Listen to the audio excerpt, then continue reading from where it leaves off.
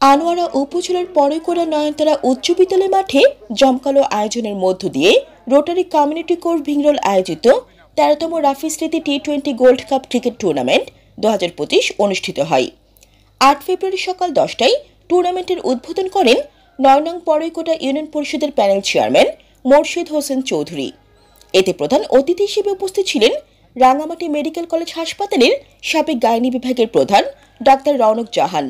তিনি বলেন, এই টুর্নামেন্ট তরুণদের মানসিক ও শারীরিক বিকাশে গুরুত্বপূর্ণ ভূমিকা রাখবে।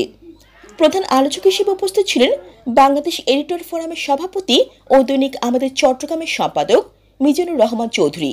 তিনি বলেন, দেশ পরিচালনার দায়িত্ব তরুণদের। তারুণের সাহসী উদ্দীপনার মাধ্যমে নেতৃত্ব তৈরি হবে। খেলাধুলা যুব সমাজকে শৃঙ্খল ও ঐক্যবদ্ধ করে, যা দাসত্বের শৃঙ্খল থেকে মুক্তির পথ দেখায়। নির্যাতিত নিপীড়িত মানুষের পাশে দাঁড়ানো যায় এবং সমাজ পরিবর্তনে ভূমিকা রাখা সম্ভব হয়। বিশেষ অতিথি হিসেবে উপস্থিত ছিলেন রাফি স্মৃতি পাঠাগারের প্রতিষ্ঠাতা সভাপতি সাংবাদিক মনির চৌধুরী, মাই টিভি চট্টগ্রাম পুর প্রধান আলহাজ নুরুল কবির।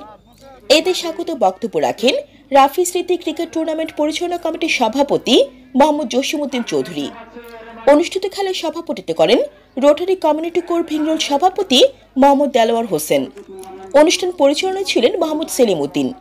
আর উপস্থিত ছিলেন দৈনিক আমাদের চট্টগ্রামের সহ সম্পাদক আনম তাজওয়ার আলম সহ স্থানীয় গণ্যমান্য ব্যক্তিবর্গ ও সাংবাদিক বৃন্দরা। টুর্নামেন্ট পৃষ্ঠপোষকতায় Rotary club of Islamabad Chittagong.